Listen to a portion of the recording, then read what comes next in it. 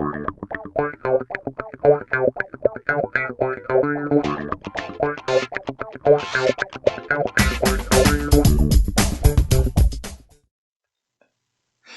back, denizens. JT McRoberts here with you once again, and today we're going to run you through our new segment, When the Critics Got It Wrong. Although today, as you will see, kind of one half of the critics got it wrong as we look back at another classic Siskel and Ebert review, this time for John Carpenter's seminal horror film, The Thing. The Blu-ray for this is fantastic. Though the special effects are very limited, I do recommend picking up the special edition DVD set, as it actually has more behind-the-scenes segments if you're like me and you enjoy that type of stuff. Although they did include the commentary track with Carpenter and Kurt Russell on the Blu-ray version. But that is neither here nor there, because today we want to take a look at how the critics don't always get it right. We live in an era where movies and studios tend to think that their fortunes live and die on reviews, be they good or bad. And really, since we find ourselves in the midst of a trickster era, we really can't trust anyone's review other than our own, because everybody has some sort of agenda. Take, for example, the Marvel and Disney films. You know, if critics say they like them, that's because they're being paid to say so. Fans say that they hate them, that's because they're haters for some other reason. And believe me, there are plenty of them out there. But a lot of times when it comes to horror films and films that really push the boundaries, critics as well as fans just get it plain wrong. So let's take a look at one of those instances where they got it just plain wrong. Let me get the video queued up here for you.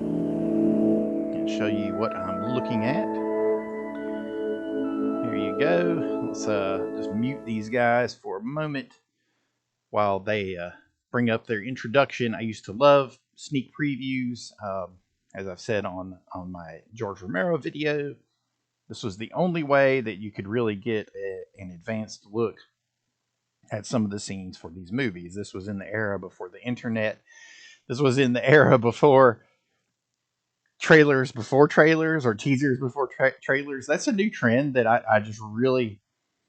I'm trying to come to terms with, where when we sit down to watch a new trailer or teaser nowadays, how there's this 5-10 second mini trailer in front of the trailer. I mean, are people really that dumb? Apparently they are. And if you watch enough internet, you'll see that people are just plain stupid. Here we go. This is a great example. Let me back this up, because they're actually showing a sequence from The Thing right here on the back. So I'll hush for a minute while we watch.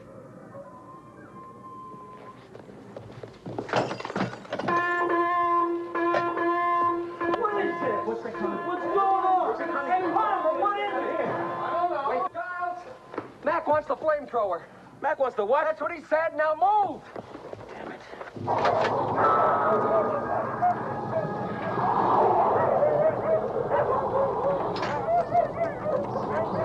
Stay back. Mac, what is it?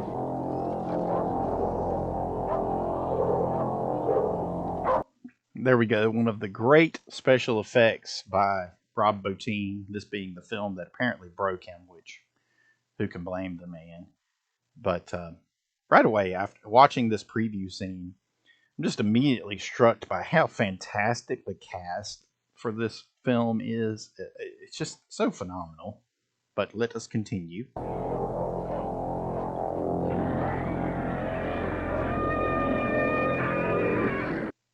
Okay, there we go. See what I mean by showing us a scene? Now, that scene was not available in any of the preview trailers. So if you sat down to watch Siskel and Ebert, they gave you one of the money shots of this film, that spectacular creature effect by Rob Bottin there. So let's hear what the guys have to say.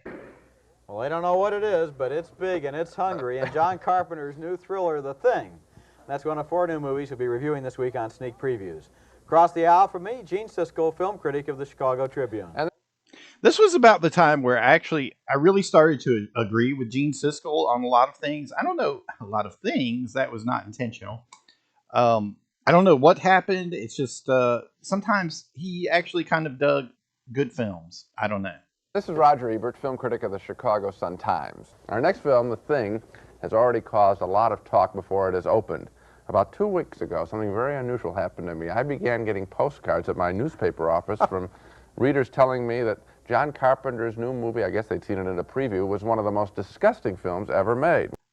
Could you imagine that? People actually physically sending in a postcard to complain. We should go back to that system because people having access to Twitter and Rotten Tomatoes and Metacritic and all these online sites, it just makes it too easy for stupid people to have their voices heard.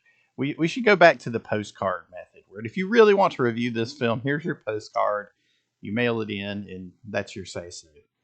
Couldn't you imagine that, though, at that time, that people actually went to the preview screenings and then were so freaked out by the actual film that they sent in a postcard? That just shows you how stupid people are, and we know that. We live in an era where stupidity is on display 24 hours a day, 7 days a week, nonstop, where people try to make stupidity a part of their persona, a part of their braggadocio. You know, the more stupid they are, the more clout they seem to get online. But that's neither here nor there. I don't want to yell at too many clouds. Let's let Gene Siskel continue. Well, those postcard writers certainly were right about one thing. The movie The Thing does contain a lot of repellent special effects, telling the story of a creature that is discovered in the Antarctic by a team of American scientists. Here, the scientists expect the damage that the mysterious thing did at another scientific installation. I love how Siskel he nails the one line of this film. They discover this creature in the Antarctic. Period. The end. There's no special subtext involved, and just shows you the brilliance that a simple premise will allow a filmmaker to portray. Just having something so simple. There's no, they have to do this or that before the base explodes. They have to do this or that before the Russians invade. They have to do this before the senator comes to visit. No, they just find this thing. They spend the rest of the movie running from it. Brilliant, simple, mined endlessly for horror. We found this.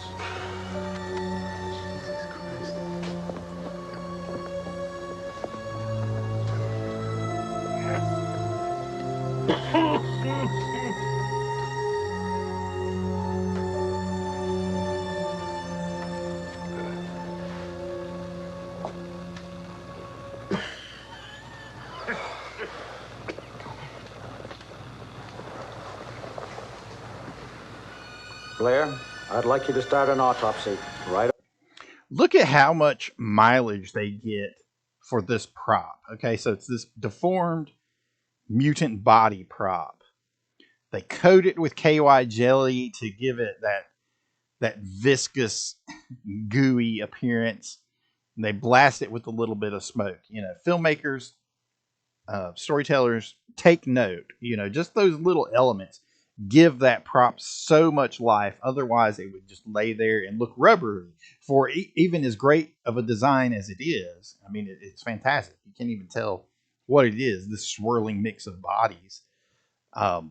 They use those simple little tricks to give it so much verisimilitude, a favorite word of ours. Away.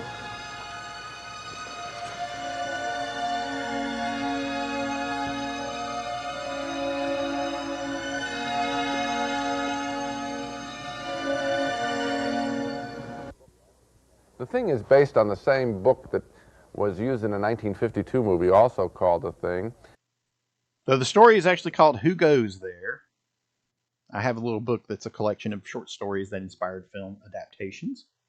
And there is a similarity between the two films, with both having the subtext of a Cold War mentality, suspicion of strangers. This part of The Thing is not disgusting at all, I think. Actually, it's quite intriguing, especially... It's interesting that they point out the Cold War mentality and the suspicion of strangers, because, man, that makes it just all the more relevant to today. You know, it's almost like that prequel that came out a few years ago, The Thing, which, why didn't they give it a different name? Why? They couldn't call it Thing Zero or something, or I don't know, Before the Thing, whatever, The Thing, The Antarctic Diary, I don't know.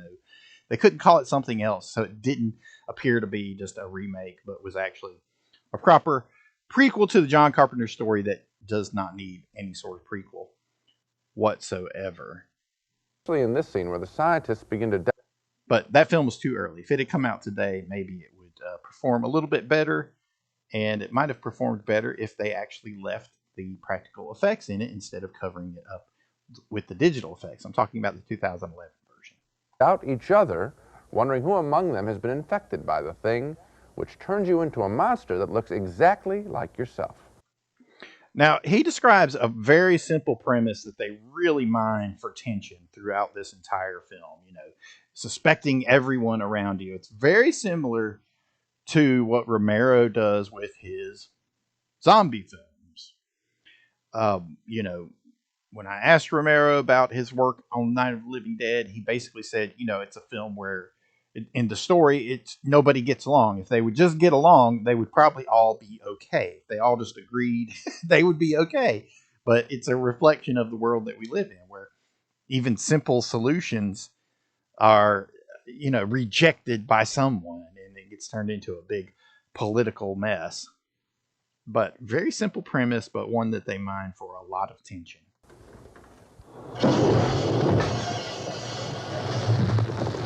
I know I'm human.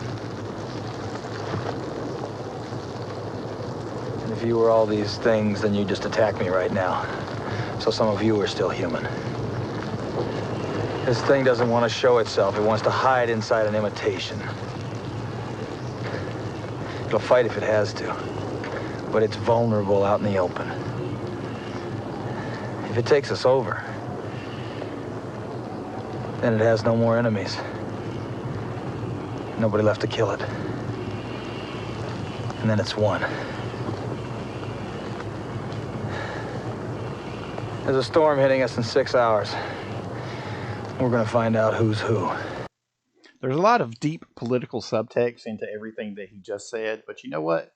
They don't really play it for politics or subtext in that manner. It's just a simple, who's human, who's not, who's really the monster, and is going to start killing us when we turn around, and who is not. And to this day, where are we? 40 years later? God, that's a scary thought. People still don't have a complete answer on who was and was not the thing in this film. All right, Doc, Gary, and Clark, move over there away from the others.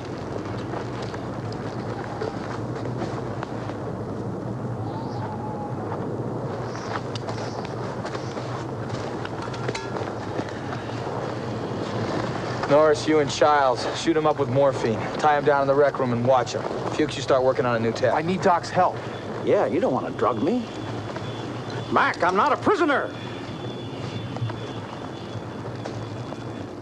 Later, there's a terrific blood test where they try and check out who is human, who is not. I wish this movie were less ugly than it is, because in terms of storytelling and suspense, and that subtext of suspicion of one's fellow man, this is actually a very well-made movie. But it less ugly than it is. Like, what does that mean? He set out, Carpenter, the filmmaker, he set out to make a horror film. It needs certain elements to make that effective. Number one, we need this atmosphere of dread where horror and terror can hide around any corner. Check. Number two, you need some sort of characters that you care about in one way or the other. Either you care in a sympathetic fashion and you want them to survive their ordeal, or you care that you want them to die horribly because they're just horrid characters representing awful people. So horror films have to be bleak. They have to be nihilistic at times, you know. And here we are. This film was at the early part of the 80s. By the end of the 80s, the culture had just completely flipped and had seen how horror films were popular, especially with young people.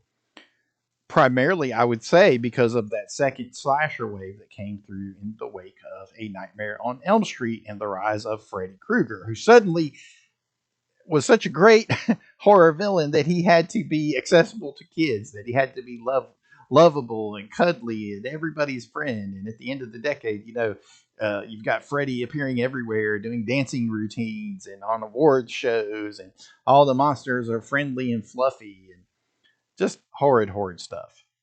It needs to be dark. It needs to be scary. It needs to be dangerous. Regular intervals, no doubt about it, it does gross one out. So, a mixed review for The Thing from me. I'm going to recommend it, but serve notice that a lot of people who see it will be made sick by it. So he mentions the gross out. Now, I do recommend if you want to tell horror stories that you read Stephen King's Danse Macabre book, which talks about his relationship growing up as a fan of horror and then becoming a writer of those sort of things. And he talks about the 3 effective horror techniques. Okay, he says you have to terrify people, horrify people, or gross them out as the third one. So Siskel admits that this film achieves the gross out, but it also works for the horrifying and it also works for the terrifying. Now, I'm not going to break all those down right now, but we'll just stick with he did well pointing out the gross out. I think that's probably an understatement. I would call this the barf bag movie of July. I have some problems with it. One of them is, I think, the characters. They're not made into three-dimensional people. Their function is to walk down the corridor and be jumped on. Well, the characters, you could say that they don't come across as three-dimensional people, but they're given enough depth in the film as to help differentiate them from one another. Whether it's guy with a funny hat, or this is the guy with roller skates, or this is the guy that wears sunglasses, this is the doctor, this is the leader, that sort of thing. They're given little itsy bitsy pieces of character, but you can't spend a whole lot of time devoted to that. Like, we don't need to know everyone's hopes and desires and fears and wishes in order to start to sympathize with them in this situation. So again, it's a balancing act. That's the thing about critics, is they always know best, but they can't ever do it. The other thing is plausibility. Once they figure out that this thing can turn into one of them, they ought to institute a watertight buddy system, but instead they have all kinds of loopholes. People walk out into the snow, come back with a grin on their face, so that the story is totally implausible, and the movie just basically is an excuse for this very gruesome and repellent creature to gross us out. Well, he says that they should have an airtight buddy system. Well, there is no airtight system. Yeah, we just lived through a pandemic where no one could agree on anything. We've learned that now. No one can agree on anything. Doesn't matter how simple a solution seems or how complex. We're not going to agree over it. Period. There you go, the thing. It is the most nauseating thing I've ever seen on a movie screen. The most nauseating thing he's ever seen on a movie screen. That's actually quite a compliment for a horror film. Unfortunately, probably during the last 20 years, I'm sure plenty before that, even in the 80s and whatnot, there were films that really tried to make their mark just by being just pure gross out films, but they just didn't have any of the other elements that made it work as a total cinematic piece or just as a functioning story. And that's one of the things that The Thing does. I keep saying thing. It has just enough characterization and just enough motivation and just enough atmosphere to make all of those elements swirl together and just work fantastically. I think that's quite a statement. I think I'll stand behind it. Yeah, I think that the movie for me, though, isn't about those characters. And again, I'll just point out that Ebert is saying that gross out elements are bad. Well, they can be if that's all that one is relying upon. But as we talked about in the George Romero review, there is an entire school of thought of appreciating terrible beauty. Like the Clive Barker type stuff of seeing the beauty in these fantastic horrors. And it stretches all the way back to the history of the Grand Guignol Theater, where they put on these horrific displays of violence and murder and dismemberment and whatnot. And there is a certain aesthetic beauty to it. Not easy to do. A lot of people think if they just put a lot of gross stuff on the screen, it succeeds, but it does not. Individual people, I think that's why they can be interchangeable. I think that it's about how a society, this little group here, wants to poison, they think something's going wrong, you're not in the group, you're out. Move, just that line, move away to one side. It's a very chilling thing. And I think if you read the movie in that way, then the implausibilities at your level mean very little. And so you sit there wishing, and I do wish, that it were a lot cleaner. Well, I think, Gene, though, that I've got news for you, and that is that 99% of the people who go to...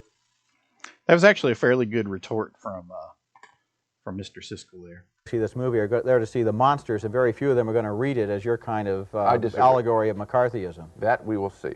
And we split on The Thing. Roger, as you can remember, was appalled by the monsters in the film. He calls it a geek show. I didn't enjoy looking at the monsters either, but I did find it to be an interesting element in the movie, the element of suspicion of something rotten in one's fellow man. So a reluctant, but yes vote for mine. Well, that's all for this week. So there you go. Rather erudite response there from Gene Siskel. And I have to say that I pretty much agreed with him for the most part on that, and did not agree with Roger Ebert. And of course, as we know, time has gone on to tell the tale of The Thing. It is considered a seminal classic. It's considered a classic in not only horror films and scary movies, but it's considered a classic in science fiction, considered a classic in horror. It's considered one of the few really successful hybrids that mixes elements of both, much like its predecessor, Alien. So, there you go. So I'm still not sure what we're going to call this actual segment. The critics got it wrong, but I'll have to keep thinking about it. And I do recommend, if you have not, if you're not aware of it, there is an actual sequel to this story, but it appears in a series of Dark Horse comic books, and they are really good. I think the first one was just 2 issues, and then there was a follow-up to that follow-up that I think was a good 4 issues. They're both good stuff. They show what happens to MacReady after this story. Definitely worth checking out. So there you go. Again, this is Comic-Jutsu on JT McRoberts. We're wrapping up our spooky season, even though Halloween has already come and gone. John Carpenter's been around in a few different places here over the past few weeks for his projects that he's working on. So why not ride this train just a little bit and give a little bit of love to a classic, what was at one time underrated gem, but now is an absolute standard bearer for the genre. John Carpenter's The Thing.